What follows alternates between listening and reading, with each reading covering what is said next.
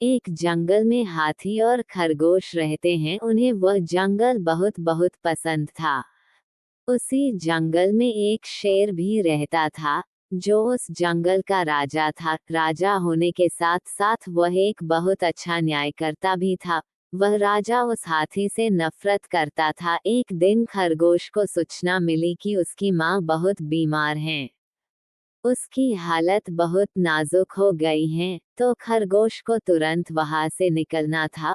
उसने सोचा कि वह अपने बेटे को मित्र हाथी के पास अपनी अमानत के रूप में रखकर चला जाता हूँ। वह उसे हाथी के पास रखकर चला जाता है। हाथी ने सोचा कि यदि मैं इस बच्चे को जंगल के राजा शेर को भेंट कर दूंगा तो शायद मेरे प्रति राजा की ईर्ष्या है वो खत्म हो जाएगी और राजा की भूख भी मिट जाएगी। तो हाथी ने खरगोश के बेटे को गुप्त कमरे में बंद कर दिया ताकि मौका देखकर वह उसे राजा को दे सके। जब खरगोश घर से वापस आया तो उसे अपना बेटा कहीं दिखाई नहीं दिया। तब उसने हाथी से पूछा कि मेरा बेटा कहाँ है। तब हाथी ने जवाब दिया कि वो बहुत नटखट था, मेरी तो सुनता ही नहीं। तो मैंने उसे एक लोहे की चेन से बांध कर रखा था, और फिर दूसरे दिन देखा तो लोहे की चेन तुम्हारे बेटे को खा गई। ये बात खरगोश को हजम नहीं हुई, किंतु अब उपाय भी कुछ नहीं था। कुछ देर बाद सोचकर उसने कहा कोई बात नहीं। उसने हाथी से कहा, मैं तालाब में नहाने जा रहा हूँ, तुम अपने बेटे को भी मेरे साथ नहाने भेज दो, वो भी मेरे साथ नहाकर आ जाएगा। हाथी उसकी चतुराई के बारे में कुछ समझा नहीं और उसने अपने बेटे को उसके साथ भेज दिया। खरगोश ने हाथी के बेटे को एक गुफा में ले जाकर बाहर से गेट पर एक चट्टान लगा दी जिससे हाथी का बेटा बाहर न निकल पाए। उसे बंद करके जब वो हाथी के घर आया तो हाथी ने पूछा, मेरा बेटा भी आया था ना तुम्हारे साथ, वह कहाँ है? खरगोश ने कहा, उसे तो कौआ उठाकर ले गया। हाथी ने पूछा, ये कैसे हो सकता है?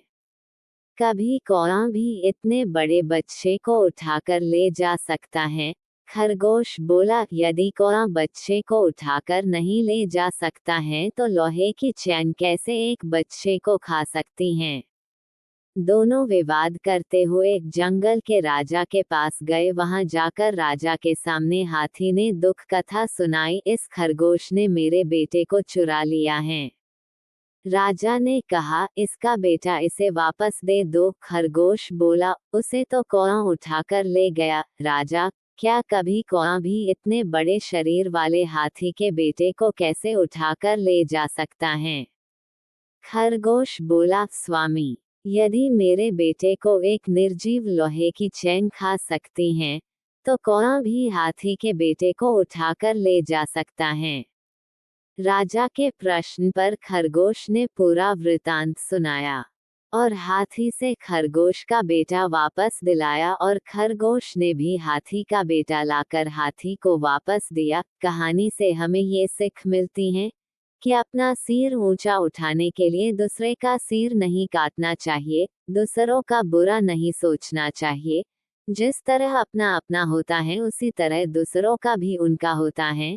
जिसको हम पर विश्वास हो उसको कभी धोखा नहीं देते हैं।